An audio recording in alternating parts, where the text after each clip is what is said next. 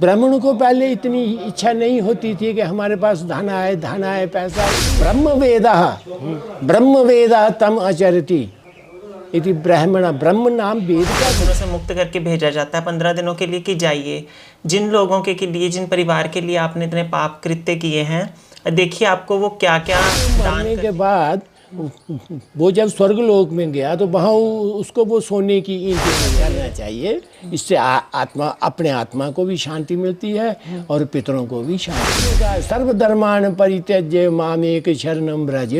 तू सभी धर्मों को छोड़ दे, तू एक मेरी शरण में आ जा।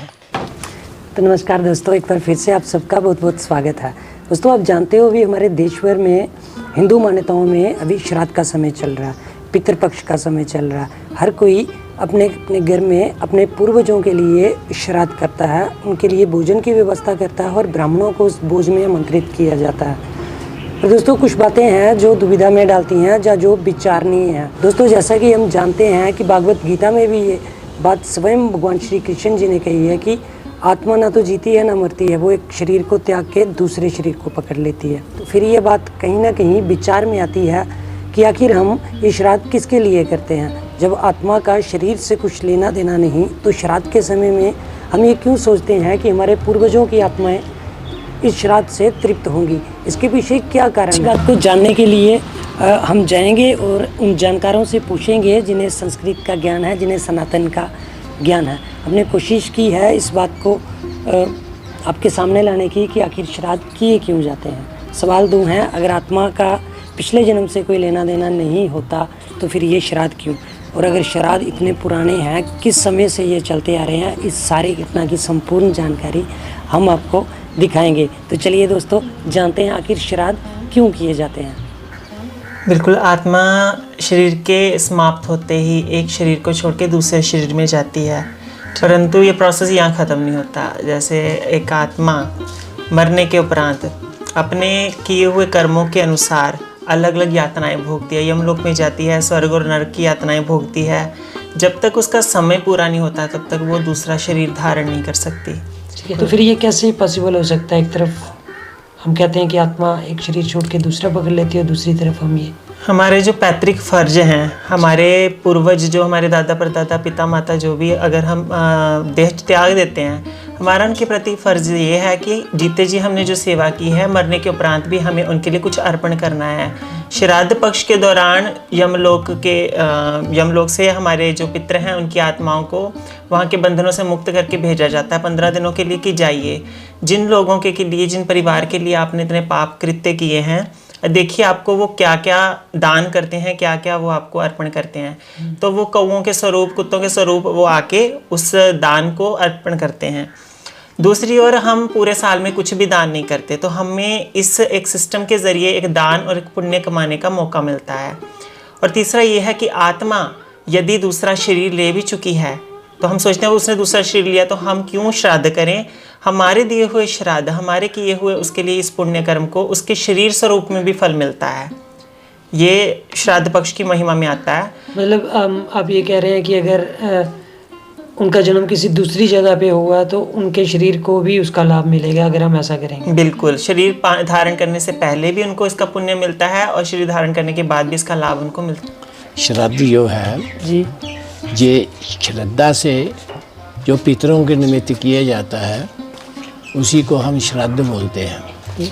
पितरीन उद्देश्य, जहाँ प्रमाण है गरुड़ पुराण का, पितरीन उद्देश्य जत अन्नपानादिकम ब्राह्मणे दीयते तत् श्राद्धम इति उच्यते। वो श्राद्ध है। श्रद्धा से तो हम हर काम करते हैं, लेकिन श्राद्ध विशेष पितरों के लिए है। तो पितरलोक, देवलोक, भूतलोक, ये भिन्न भिन्न लोक हैं। कहाँ जाकर प्राणी कहाँ मरता है, तो इस प्राणी का शरीर हमें उसी समय मिल जाता है, लेकिन कितना मिलता है? अंगुष्ठ मात्रम धारयति शरीरम। जब इस शरीर को छोड़ कर के आत्मा बाहर निकलती है, उसको सबसे पहले अंगुष्ठ मात्र शरीर मिलता है, अंगूठे जितना। कितने जीव जंतु ऐसे हैं जिनका शरीर अंगूठे जितना है, और कईयों का शरीर तो 3 महीने का है, कईयों का 1 दिन का है, कईयों का 2 दिन का है, 4 दिन का है।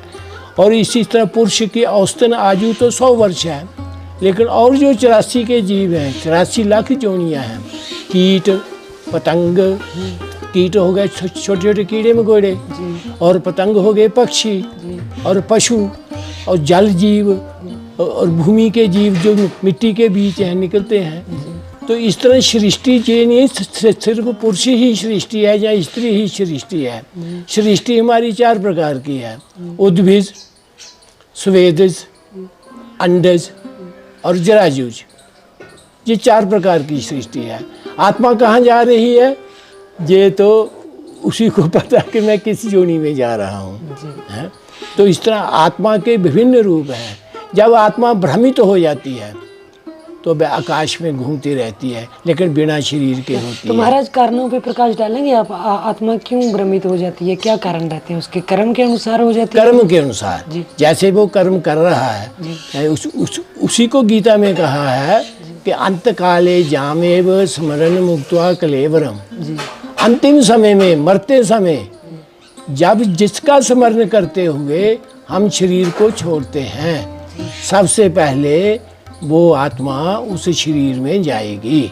हम गरुड़ पुराण को देखें या दूसरे पुराणों को देखें जी, तो उनके अंदर जो है पहले 10 दिन का शरीर है जी, जो पिंडदान से बनता है जी, उसके बाद जब वो उसमें स्वर्ग में या नरक में या जमलोक में धर्मलोक में जाएगा तो उसको 1 साल लगता है वहाँ जाने में। हर महीने में एक पुर को पार करना पड़ता है, फिर वो जमपुरी या धर्मपुरी में पहुंचता है। अगर उसने धर्म किया है, अगर उसके विचार अच्छे हैं, धर्मात्मा है, तो वो धर्मपुर में जाएगा, वह स्वर्ग में जाएगा। और उसने अगर पाप किए हैं तो वह जमपुरी में जाएगा, वहाँ उसको जमराज के दर्शन होंगे। ये 1 साल का क्रम चलता है।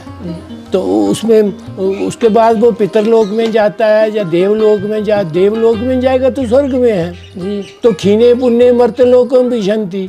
अगर वो स्वर्ग में गया है तो स्वर्ग में जब उसके पुण्य क्षीण हो जाएंगे, उसके पुण्य खत्म हो जाएंगे, तो वो फिर संसार में उसको आना पड़ेगा।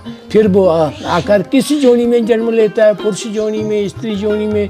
आत्मा की कोई जोनी नहीं है जी, है ना। आत्मा ना पुरुष है ना स्त्री है, वो तो जिस शरीर में जाएगा वो ही बन जाएगा, है? तो इस तरह से जैसे अभी श्राद्ध पक्ष में अपने पितरों के लिए लोग भोज का आयोजन करते हैं, जहाँ ऐसा ना, तो क्या ये पहुँचता होगा हमारे सनातन में? हाँ, पहुँचता, अवश्य पहुँचता है जी।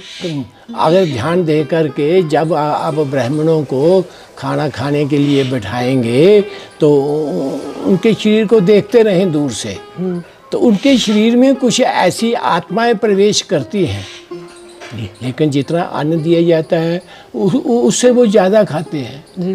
तो वो इतने अगर कोई 2 रोटी खाता है, 4 रोटी खाता है, वहाँ पर 6 रोटी खा गया, 8 रोटी खा गया, तो वो कौन खा गया? जी जी।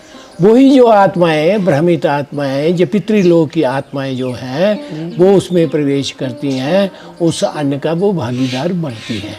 इसलिए उसके साथ हम 3 लोग और पूजते हैं। तो एक हम को करते हैं, कौवे को देते हैं जी, हम कुत्ते को देते हैं, गाय को देते हैं। ये 3 बलि होती हैं, ये भी श्राद्धों में दी जाती है। क्या अगर वो किसी जोनी में है, पक्षी जोनी में है, तो पक्षी लोक में जाएगा। हमारे धर्म में अगर हम पत्थरों को पूजते हैं, वृक्षों को पूजते हैं, पशुओं को पूजते हैं, हर किसी को पूजते हैं, क्योंकि आत्मा उनमें भी है जी। सनातन बोलता है कि सनातन के कण कण में विद्वान है, कि हर एक को पूजो जी, इसलिए पूजते हैं उनको। हाँ, तो ये करना सही है, मतलब हर किसी को ये करना चाहिए। करना चाहिए। इससे आत्मा, अपने आत्मा को भी शांति मिलती है और पितरों को भी शांति मिलती है। तो उससे एक श्लोक गीता में और है जी, जी, भूतानि जानती भूतेज्या, भूतों की सेवा करने वाला भूत लोक में जाता है। पितृन जाति पितृव्रता, पितरों को मारने वाला, श्राद्ध आदि करने वाला पितृलोक में जाता है। देवान जानती देवेज्या, कहता है देवताओं की पूजा करने वाला देवलोक में जाता है। ठीक। जानती मज्जाजिनोपि माम, भगवान कृष्ण कहते हैं कि जो मेरा पूजन करता है वो मेरे पास आता है। तभी उसने कहा सर्वधर्मान परित्यज्य मामेक शरणं व्रज, तू सभी धर्मों को छोड़ दे, तू एक मेरी शरण में आ जा। तो महाराज मोक्ष जो है वो मोक्ष भी कोई लोक है क्या? हाँ, वही बात आ गई ना। सर्वधर्मान परित्यज्य मामेक शरणं व्रज अहम त्वां सर्व पापेभ्यो मोक्षयिष्यामि मा शुचा। मैं तुम्हें सभी पापों से मुक्त कर दूंगा। जब वो मुक्त हो गया तो मेरे पास आकर के मुक्त होगा। इसलिए तू मेरी भक्ति कर, मेरे पास आ तो आजा। अच्छा महाराज, आप जानकार हैं, ये शुरुआत कहाँ से हुई थी? क्या इसके पीछे की कहानी है कोई श्राद्ध की शुरुआत होने की? राजा कर्ण से चल रहा है जी, बताइए अगर इसका। राजा कर्ण रोज सोने का दान करता है, रोज सोने का दान करता था जी। जब वो मरने के बाद वो जब स्वर्गलोक में गया तो वहाँ उसको वो सोने की ईंटें मिले राजा को। हाँ, तो राजा कहे ये क्या है, मैं जहाँ क्या खाऊंगा? तो उसने कहा तो मुझे आपने अन्न का दान नहीं किया। तो अन्न का दान करते तो आपको जहाँ अन्न मिलता, खाने को मिलता। उसने कहा मुझे और दीजिए, दिन दीजिए। तो 15 दिन राजा कर्ण को दिए। मतलब फिर से उसे भूलो। हाँ, 15 दिन राजा कर्ण उसमें फिर जन्म लेकर के आया। उसने 16 दिन होते हैं। तो 16 दिन उसने यज्ञ किए, 16। ठीक है, वही 16 श्राद्ध हुए। ठीक, वही 16 पूर्णमासी से लेकर अमावस्या तक जी। ये 16 दिन होते हैं। ये पितरों को दे दिए। जी। हाँ, ये 16 यज्ञ किए थे राजा कर्ण ने। हाँ। तो उसके बाद से ये परंपरा जो है, उसके बाद से ये प्रथा चल रही है। मेरा अंतिम सवाल अभी ये कि श्राद्ध का जो भोजन है वो ब्राह्मण को ही क्यों खिलाया जाता है?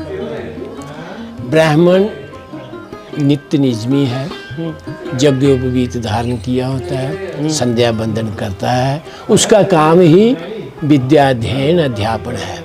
विद्या पढ़नी है, पढ़ानी है, दान देना है, दान लेना है, यज्ञ कराना है, यज्ञ करना है। इसलिए अध्ययनम अध्यापनम चैव जयनम जायनम तथा। विद्या पढ़नी पढ़ानी। ब्राह्मणों को पहले इतनी इच्छा नहीं होती थी कि हमारे पास धन आए पैसा है, उनको नहीं थी। जिस तरह सुदामा के बारे में चरित्र आता है तो वो तो कृष्ण, श्री कृष्णाय नमः, श्री कृष्णाय नमः। जी जी। तो ब्राह्मणों को धन केवल भिक्षा। वहाँ सुदामा कहते हैं औरन को धन चाहिए बामरी। ये पगली, धन तो औरों को चाहिए, ब्राह्मण को धन केवल भिक्षा।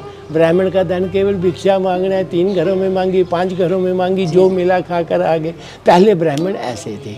इसलिए शास्त्रों में ब्राह्मण का ही गुणगान हुआ। ब्राह्मण वही है जो वेद पाठी है, जो आचार विचार वाला है, संध्या बंदन करने वाला है, यज्ञ करने वाला, कराने वाला, वही तो ब्राह्मण है।